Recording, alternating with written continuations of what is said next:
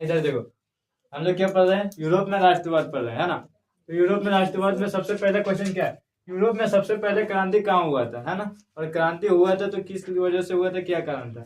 बोला आज के समय में यूरोप में 44 देश है। कल पढ़ा कि यूरोप में कितने देश है, तो यूरोप महाद्वीप में कितने देश है, 44 देश है। यूरोप क्या है, एक महाद्वीप है ना, महादेश है। जैसे कि एशिया महादेश हो गया, उसी तरह यूरोप क्या है, एक महादेश है। और उसमें अभी कितना देश है, 44 देश है। कितना देश है, 44 देश है।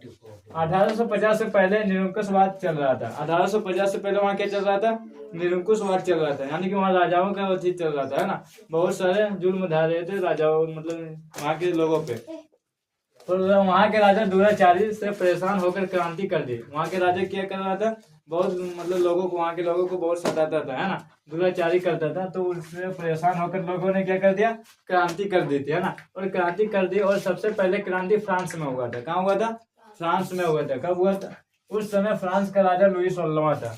फ्रांस का राजा कौन था, लुई 16वां था। और वो बहुत ही कठोर था, है ना। फ्रांस के लोगों को क्या करता था, बहुत ही सताते रहता था। इसलिए वहाँ क्या करते हैं, वहाँ सबसे पहले क्रांति हुआ, जो कि बहुत ही ज्यादा अत्याचारी राजा था। लुई 16वां क्या था, बहुत ही ज्यादा अत्याचारी राजा था। कोई दिक्कत, मतलब फ्रांस के नागरिक 1789 में लुई 16वां को फांसी पर लटका दिया गया। क्या हुआ कि जब उधर क्रांति हुआ, है ना, क्रांति होने के बाद क्या हुआ, 1789 ईस्वी में लुई 16वां को फ्रांस की जो लोग थे, है ना, जनता थे, वो क्या किया, क्रांति स्टार्ट किया। और क्रांति के दौरान क्या किया, 1789 को लुई 16वां को फांसी पे लटका दिया गया था।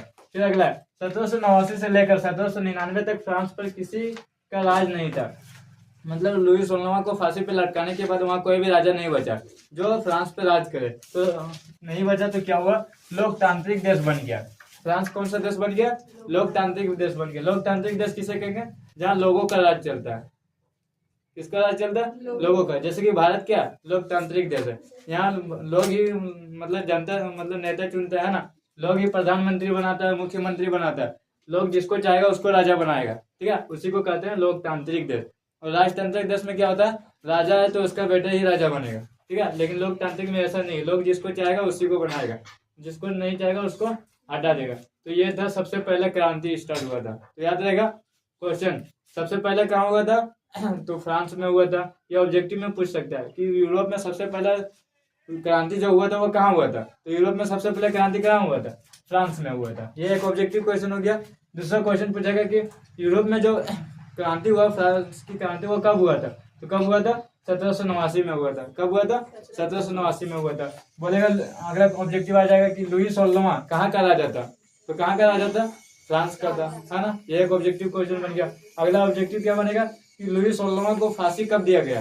तो कब दिया गया, 1789 में दिया गया, ठीक है। पूछ देगा कि 1789 से लेकर 1799 तक फ्रांस पर किसका राज था। तो लिख सकते हैं किसी का राज नहीं था, वो लोकतंत्र बन चुका था, ठीक है। तो इससे ऑब्जेक्टिव क्वेश्चन भी बन जाएगा। अब अगला क्वेश्चन क्या बोला, फ्रांस की क्रांति की शुरुआत 1789 में हुआ। वहां राजतंत्र को खत्म करके प्रजातंत्र लाया गया। क्या कर दिया गया, राजतंत्र को खत्म कर दिया और प्रजातंत्र लाया गया। प्रजातंत्र मतलब वही लोगों का राज स्टार्ट हो गया, ठीक है। और सामूहिक पहचान बनाए जाए के लिए कदम उठाए जाए। तो उसके लिए क्या क्या निम्न चीज बनाया गया, है ना। जब प्रजातंत्र बन गया तो उसके लिए क्या किया, तो बहुत सारे, निम्न मतलब बहुत सारे क्या। ये क्वेश्चन क्या होता कि खत्म करके प्रजातंत्र लाया गया, वहां के लिए सामूहिक पहचान बनाने के लिए क्या किया, है ना। तो क्या किया, बहुत सारे काम किया, निम्न कदम उठाए। प्रत्येक राज्य में एक स्टेट जनरल चुना गया। प्रत्येक राज्य में क्या किया, एक स्टेट जनरल चुन लिया। जैसे कि हर राज्य में हम लोग के भारत में क्या होता है, एक मुख्यमंत्री होता है, उसी तरह क्या कर दिया, हर राज्य में एक एक स्टेट जनरल चुन लिया गया। और उसका नाम बदल कर क्या रख दिया, असेंबली रख दिया गया। क्या कर दिया, असेंबली। जब राजा था तो उसको स्टेट जनरल करते थे, है ना। लेकिन प्रजातंत्र हो गया तो उसका नाम बदल के असेंबली रख दिया गया। फिर क्या बोला फ्रेंच भाषा को राष्ट्रीय भाषा माना गया। क्या कर दिया, फ्रेंच भाषा जो था वहाँ उसका राष्ट्रीय भाषा बन गया, मातृभाषा बन गया। जैसे हमारा इंडिया का क्या हिंदी है, तो इसी तरह फ्रांस का क्या बन गया था, फ्रेंच, ठीक है। फिर अगला क्या, एक प्रशासनिक व्यवस्था लागू किया गया जिसमें सबको समान कानून का व्यवस्था लागू किया गया। क्या बोला, एक प्रशासनिक व्यवस्था लागू किया गया, ठीक है, जिसमें सभी को समान कानून दिया गया।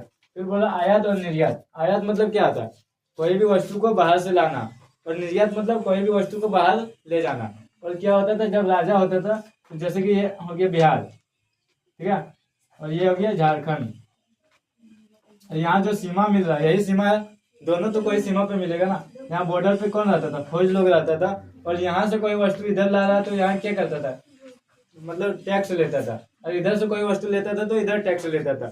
वही को क्या कर दिया गया, सीमा को समाप्त कर दिया गया, जो शुल्क लिया जाता था उसको क्या कर दिया, समाप्त कर दिया गया। यह फ्रांस की क्रांति के 1789 के बाद हुआ, जब प्रजातंत्र बन गया तब। ठीक है, तो वही पूछेगा क्या कदम उठाए गए, तो लिख देना निम्न कदम उठाए गए, ये 4 को लिख देना, कोई दिक्कत, याद रह जाएगा, इसमें ऑब्जेक्टिव भी क्वेश्चन बन जाएगा। फिर अगला आ गया नेपोलियन युग। क्या हो गया, नेपोलियन युग। नेपोलियन युग मतलब ये नेपोलियन का राज जब चला। ठीक है, तो जन्म नेपोलियन का जन्म कब हुआ था, जन्म 15 अगस्त 1769 को हुआ था। नेपोलियन का जन्म कब हुआ था, जन्म 15 अगस्त 1769। मृत्यु कब हुआ, तो 15 मई 1821। ये क्वेश्चन किसके मतलब दे देगा कि नेपोलियन युग के बारे में लिखें, तो नेपोलियन युग के बारे में लिखेंगे तो क्या लिखेंगे, नेपोलियन का जन्म कब हुआ, जन्म 15 अगस्त 1769। मृत्यु कब हुआ, तो 5 मई 1821। ऑब्जेक्टिव क्वेश्चन भी आ जाएगा, लॉन्ग क्वेश्चन में भी याद कर लेगा। फिर बोला महान सम्राट था। नेपोलियन कौन था, एक महान सम्राट था। ठीक है, जिसने अपने व्यक्तित्व एवं कार्यों से पूरे यूरोप के इतिहास को प्रभावित किया। इसने क्या किया कि अपने व्यक्तित्व और अपने कामों को लेकर के पूरे यूरोप का जो इतिहास था उसको बदल के रख दिया, है ना, और प्रभावित किया अपनी योग्यता के बल पर। अपनी योग्यता के बल पर मतलब उसके अंदर इतना काबिल था, उसके बल पे उसने क्या किया, 24 वर्ष की आयु में ही सेनापति बन गए। सेनापति मतलब सेनाओं का ही सेना होता है। ठीक है, और सेनापति बन गए। ठीक है, उसने कई युद्धों में फ्रांसीसी सेना को जीत दिलाई। और क्या किया, उसने बहुत सारे युद्ध में फ्रांस के सेनाओं को क्या कर दिया, युद्ध में मतलब जीत दिलाई और अपार लोकप्रिय हासिल कर ली। मतलब अपार लोकप्रिय मतलब क्या, फ्रांस के लोगों ने इसको बहुत चाहने लगा, है ना, तो वही अपार लोकप्रिय क्या कर लिया, हासिल कर ली, और फ्रांस का शासक बन गए। और क्या किया, जब ऐसे होने लगा तो धीरे धीरे ये फ्रांस का शासक बन गया और फ्रांस पे राज करने लगा। ठीक है, अब देखो हम लोग क्या पढ़ लिए, लुईस वोल्टां के बारे में पढ़ लिए, है ना, फ्रांस की क्रांति पढ़ लिए।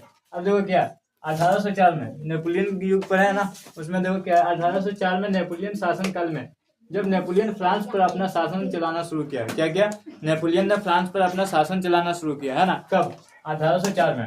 तो क्या, तो उन्होंने प्रजातंत्र को हटाकर उन्होंने फिर से राजतंत्र स्थापित कर दिया। क्या किया, देखो लुईस वोल्टां को मारने के बाद क्या हो गया था, उधर लोकतंत्र लग गया था, राजतंत्र हट गया था। लेकिन जैसे ही 1804 को नेपोलियन फिर से सम्राट बना, इसने क्या किया, प्रजातंत्र को हटा करके राजतंत्र कर दिया, है ना। तो उसके लिए इसने क्या किया, तो निम्न काम किए, है ना, बहुत सारे कार्य किए। मतलब कानून का सामर्थ्य सबको बराबर रखा गया। क्या बोला कि कानून के आधार पर जितने भी लोग थे फ्रांस में सभी को क्या कर दिया, समान रखा गया, है ना, सबके लिए कानून क्या किया, समान रखा। फिर क्या, संपत्ति के अधिकार को सुरक्षित बनाया गया, है ना, जिसका जिसका भी संपत्ति था वो क्या कर दिया, उसके लिए सुरक्षित कर दिया गया, उस ठीक है, सामर्थ्य बनाया गया। फिर क्या, भू दासत्व और क्या जागीरदारी से मुक्ति दिलाई। क्या है, भू दासत्व, ये क्या है, छोटे छोटे किसान क्या करते थे, बड़े लोगों से क्या करते थे, जमीन खेत लेता था, है ना, और खेत लेने के बाद क्या करते थे, उस पर खेती करके फिर उसको ज्यादा से ज्यादा उसको देते थे, है ना, जो इसका खेत ज्यादा रहता था उससे क्या कर दिया, मुक्ति दिलाया, है ना, और छोटे छोटे किसानों को उसको खुद का संपत्ति दिया। ठीक है, फिर क्या, नेपोलियन के समय व्यापार एवं संचार बहुत ज्यादा विकसित हुआ। क्या, नेपोलियन के समय क्या हुआ, व्यापार एवं संचार बहुत ज्यादा विकसित हुआ, यानी कि इस समय क्या हुआ, व्यापार बहुत ज्यादा होने लगा, है ना, और संचार भी विकसित हुआ। फिर अगला आता है नेपोलियन युग में क्या हुआ। नेपोलियन युग कब से कब चला, तो याद रखना 1804 से 1815। इसमें देखो बहुत सारे ऑब्जेक्टिव क्वेश्चन है। 1804 में नेपोलियन फ्रांस का सम्राट बना, क्वेश्चन आ जाएगा नेपोलियन फ्रांस का सम्राट कब बना, 1804 में बना। ठीक है, 1804 में नेपोलियन ने नेपोलियन संहिता लागू किया, और 1804 में उसने क्या किया, तो नेपोलियन संहिता लागू किया। कहाँ किया, फ्रांस में किया। ये एक ऑब्जेक्टिव क्वेश्चन बन जाएगा कि नेपोलियन संहिता कब लागू हुआ, तो कब हुआ, 1804 में हुआ। किसने किया, नेपोलियन ने किया। ठीक है, फिर 1815 में नेपोलियन को वाटरलू के युद्ध में हरा दिया। मतलब नेपोलियन क्या, बहुत सारे युद्ध लड़े, है ना, बहुत सारे विजय हुआ, लेकिन अंत में जाकर 1815 में क्या हुआ, एक वाटरलू का युद्ध हुआ, है ना, जिसमें ये क्या हुआ, हार गया। नेपोलियन क्या हुआ, हार गया।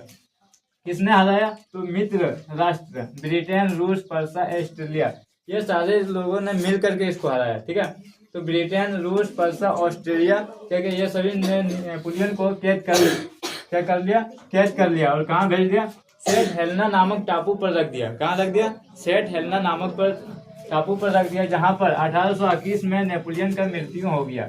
कब नेपोलियन का मृत्यु होगा? तो 1821 में। क्वेश्चन आएगा कि मित्र राष्ट्र ने नेपोलियन को कैद करके कहाँ रखा? तो कहाँ रखा था? तो याद रखना, हेलेना नामक टापू पर रखा था। कहाँ रखा था? हेलेना नामक टापू पर रखा था। कब कैद किया था?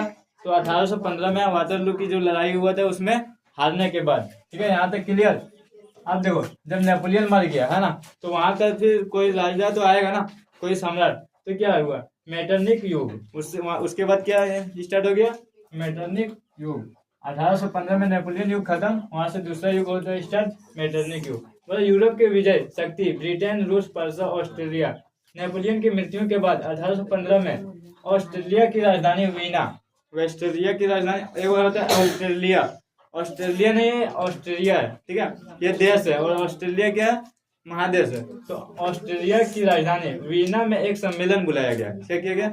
एक सम्मेलन बुलाया गया, जिसमें से सभी को बुलाया होगा, है ना। और क्या क्या, जिसे वीना सम्मेलन के नाम से जाना गया। और उस सम्मेलन को क्या, कौन सा नाम दिया गया?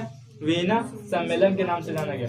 वियना सम्मेलन की अध्यक्षता कौन कर रहा था? तो ऑस्ट्रेलिया के जो चांसलर थे मेटरनिक ने की। किसने किया? मेटरनिक ने किया। मेटरनिक प्रतिक्रियावादी शासक था। ये क्या था? प्रतिक्रियावादी शासक, मतलब जो क्रिया हो रहा था इसका विपरीत करता था। ठीक है, शासक था जिनका मुख्य उद्देश्य था गणतंत्र को विरोध करना। क्या कारण था इसका? गणतंत्र को विरोध करना। अभी हम लोग का भारत में कौन सा तंत्र चल रहा है? राजतंत्र या गणतंत्र? तो गणतंत्र। तो गणतंत्र का क्या करना था? विरोध करना था यहाँ, है ना। ये किसका? मेटरनिक का जो होती था वो गणतंत्र का विरोध करना था और फिर से राजतंत्र को अपनाना था। क्या करना था? राजतंत्र को अपनाना था, पुनः स्थापित करना था। इसी इसका था मेटरनिक का। क्या था? ये तो सोच, ये यही सोचता था कि यहाँ से गणतंत्र को हटा के फिर से राजतंत्र कर देना, और फिर से क्या होगा? एक राजा मरेगा तो फिर से उसी के घर का कोई राजा बनेगा। ठीक है, लोगों को यहाँ कोई भी चलने वाला नहीं है। राजा जो बोल दिया वही मानना पड़ेगा, वो अंतिम फैसला होता था। उसी को कहते हैं राजतंत्र। यहाँ तक समझ में